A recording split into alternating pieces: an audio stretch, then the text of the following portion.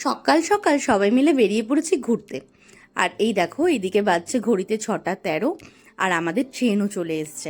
Serampore station থেকে Katwa local ধরে সোজা চলে আসলাম অম্বিকা কালনা। আর কোথায় যাচ্ছি সেটা তোমরা কিছুক্ষণ পরে জেনেই যাবে। যেহেতু সকাল সকাল বেরিয়েছি আর খিদেও পেয়েছে, তাই প্রথমেই ব্রেকফাস্টটা সেরে নিলাম। ব্রেকফাস্ট করে আমরা টোটোয় চেপে সোজা চলে গেলাম হলো কালনা ফেরিঘাটে।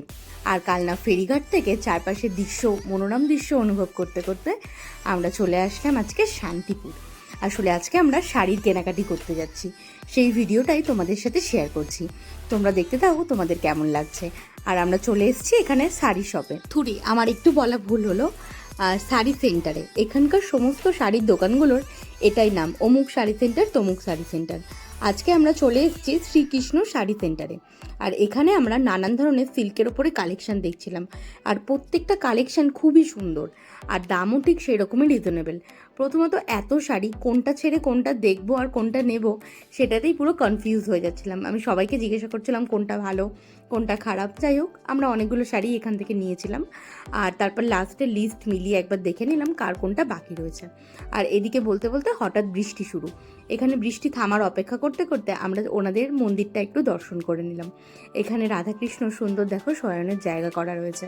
তারপরে আমরা চলে এলাম নেক্সট শাড়ি শপে। এটা হলো মৌমিতা টেক্সটাইল। এই শপটা ভীষণই বড় ছিল। আর এখানে হলো এটা ওনাদের বেনারসির হাউস, যেখানে আমরা বেনারসি দেখছিলাম। এই দোকানের কালেকশানও অনবদ্য, আর একটু বিরক্তি ভাব নেই। তুমি যতক্ষণ শাড়ি দেখবে ওনারা ঠিক ততক্ষণই হাসি মুখে এন্টারটেন করে যাবে। খুব সুন্দর করে ওরা প্রত্যেকটা শাড়ি খুলে খুলে ভিতরের কাজ দেখাচ্ছিল, আর আমরাও বেশ মজা করে শাড়ি দেখছিলাম। শেষ পর্যন্ত আমার একটা শাড়ি ভীষণ পছন্দ হয়েছিল, সেটা হলো এইটা। আর প্রত্যেকটা শাড়ি এত সুন্দর যে কি বলবো।